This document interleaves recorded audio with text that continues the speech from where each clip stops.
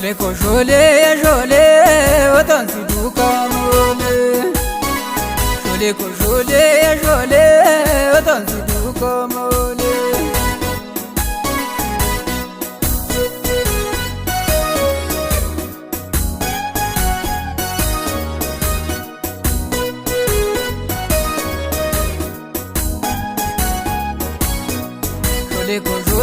Shole sarenu buza yeroro.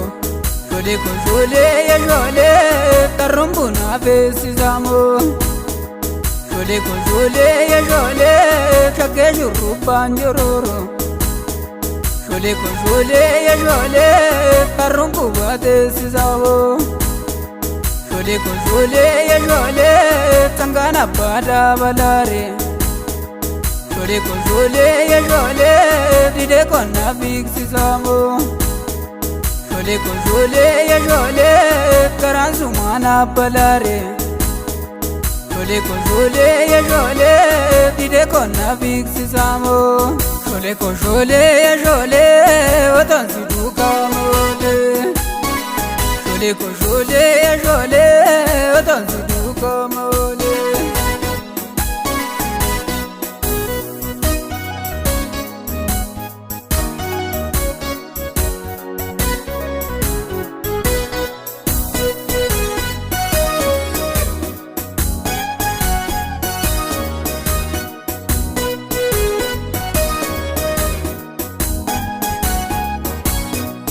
Tilo magala yaase yatullu dabarsituko.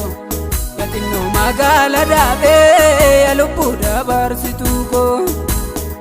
Muka murtumaan yashoote maalin karaa keessi beeku. Guyyaan dhuftumaam naaloote maalin karaa keessi beeku. Otoo amtee jiratture balaan dawlee darbatteere. Otoo dhaabbiinsi ilaalu mamna oddee dabarteere. Anoo biyya koo galeera lammiin gumaa maal ajjeese. Anoo dibba koo bareera rabbiin garaa nuu jabeesse.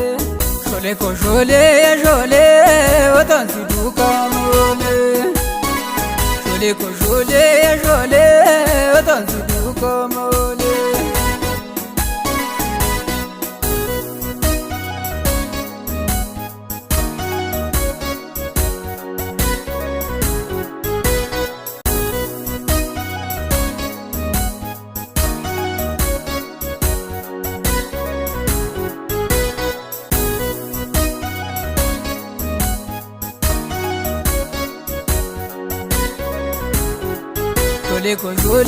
Shole moton sangota dachaase.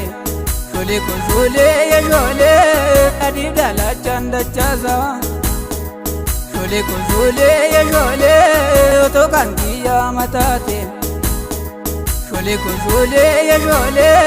rabbi maalumaan gashare. Shole makalee buufa deema. Shole karaa jiddaana wallaale. Shole maraadeen duuba deema. Shole karaa jiddaana wallaale. Shole watan si duka mole. Shole watan si duka mole.